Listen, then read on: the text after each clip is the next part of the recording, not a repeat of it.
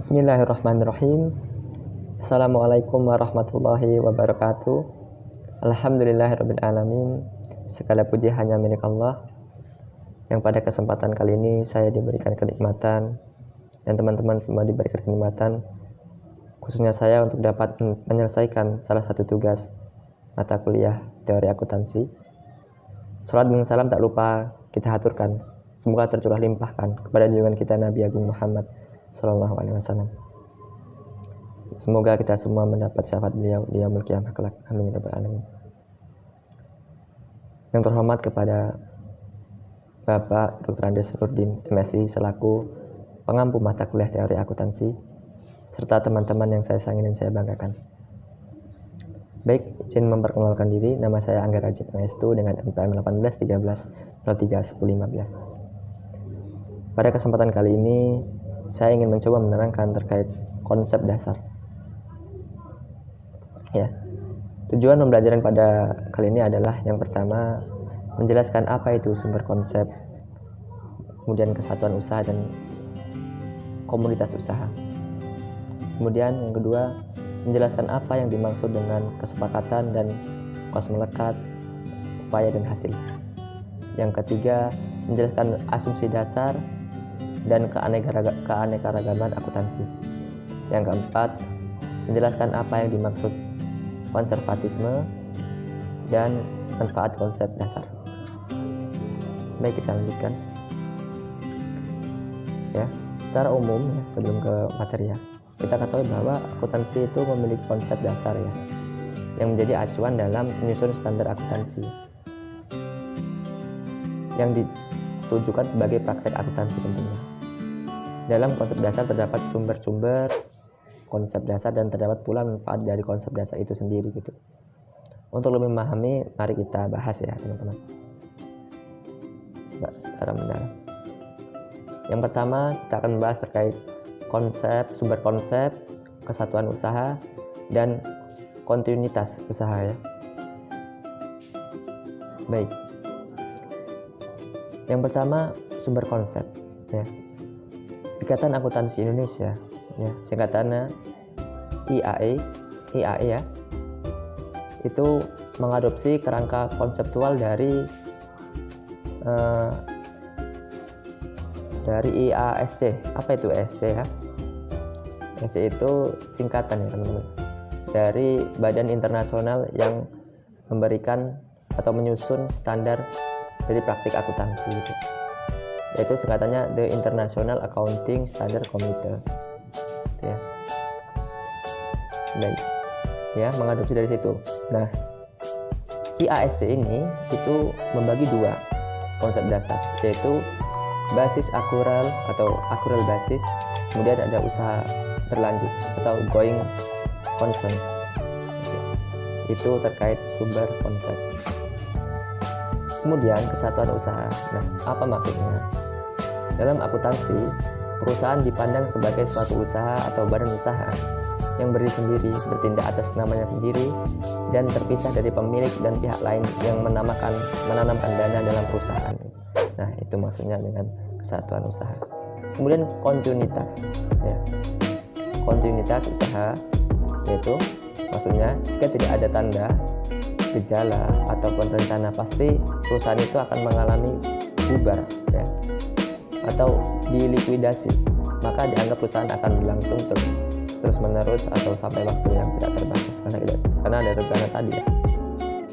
Oke, lanjut. Kesepakatan, kos melekat, upaya dan hasilnya. Yang pertama kesepakatan ya. Maksudnya adalah bahwa jumlah rupiah gejala agregat harga ya, atau penghargaan sepakatan yang terlibat dalam tiap transaksi atau sebagian pertukaran yang merupakan bahan olah dasar akuntansi yang paling objektif, terutama dalam mengukur sumber ekonomi yang masuk atau pendapatan, dan terutama dalam mengukur sumber ekonomi ya, tadi ya saya ulangi, yang terutama untuk mengukur sumber ekonomi ya, pendapatan tadi dan sumber ekonomi yang keluar atau biaya. Kemudian kos melekat. Apa maksudnya kos melekat ini? bahwa kos melekat pada objek yang presentasinya hingga kos bersifat mudah bergerak dan dapat dipecah-pecah atau digabung-gabung kembali gitu, mengikuti objek yang didekati. Ya, maksudnya gini teman-teman, berbagai kos mempunyai daya saling mengikat itu, ya, saling mengikat antara yang satu dengan yang lainnya, ikatan objek-objek yang disimbolkannya gitu.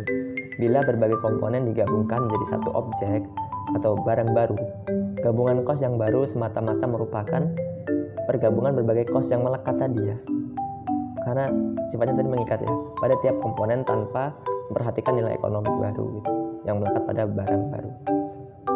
Kemudian ada upaya dan hasil. Maksudnya apa? Bahwa biaya merupakan upaya dalam rangka memperoleh hasil berupa pendapatan. Dan kata lain, tidak ada hasil pendapatan tanpa biaya gitu ya. Secara konseptual, pendapatan timbul karena biaya, bukan sebaliknya, pendapatan menanggung biaya. Oke, lanjut teman-teman. Asumsi dasar dan keanekaragaman akuntansi. Kita bahas dulu asumsi dasar. Ya. Asumsi dasar, bahwa ini maksudnya adalah merupakan penjelasan bahwa keenam dasar sebelumnya, tadi kan ada komponen-komponennya, merupakan asumsi atau didasarkan atas asumsi tertentu dengan segala keterbatasannya. Apa saja tadi asumsi-asumsinya gitu ya. Yang pertama itu ada kesatuan usaha, yang kedua ada kontinuitas usaha, yang ketiga ada periode 1 tahun, yang keempat ada harga pokok sebagai bahan olah akuntansi, yang kelima daya beli uang stabil dan tujuannya gitu ya, adalah mencari laba tujuannya. Kemudian kita bahas terkait keanekaragaman akuntansi. Konsep ini menyatakan bahwa perbedaan perlakuan metode akuntansi antara kesatuan usaha merupakan suatu hal yang tidak dapat dihindari, karena perbedaan kondisi yang melingkupi dan karakteristik kesatuan usaha individual. Akuntansi tidak berusaha untuk menekankan keseragaman mutlak, tetapi lebih menekankan pada penentuan pedoman-pedoman umum yang memberikan keluasan untuk memilih perlakuan yang saling sesuai dengan kondisi masing-masing kesatuan usaha dalam batas-batas yang sehingga dibandingkan antara kesatuan usaha masih tetap memberikan makna yang berarti. Kita lanjut konservatisme. Konservatisme adalah prinsip hati-hatian dalam melakukan keuangan. Dalam hal ini berarti perusahaan tidak buru-buru dalam mengakui atau mengukur bagian laba ataupun kerugian yang mempunyai kemungkinan yang terjadi. Dalam konsep beban atau hutang lebih cepat diakui dan pendapatan diakui lebih lambat, sehingga income-nya terlihat rendah. Selanjutnya konservatisme menyebabkan pelaporan keuangan yang pesimistik. Hal tersebut akan mengurangi optimisme dan penggunaan laporan. Lanjut ya, yang terakhir ada manfaat konsep dasar. Nah, manfaatnya itu ada 4 ini. Sebenarnya di sini saya akan berikan 2 saja. Yang pertama, menjadi komponen argumen dalam penalaran logis pada tingkat perekayasaan, penetapan sumber atau penerapan standar. Yang kedua, terefleksi di basis penyimpulan basis of conclusion dalam kerangka konseptual sebagai hasil perekayasaan.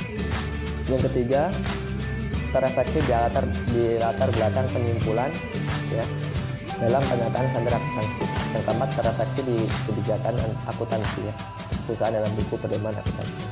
Ya, itulah pemaparan yang dapat saya sampaikan terkait konsep dasar. Tentunya tidak ada gaduh yang tak retak, jika ada kekurangan saya mohon maaf. Akhiri, wassalamualaikum warahmatullahi wabarakatuh.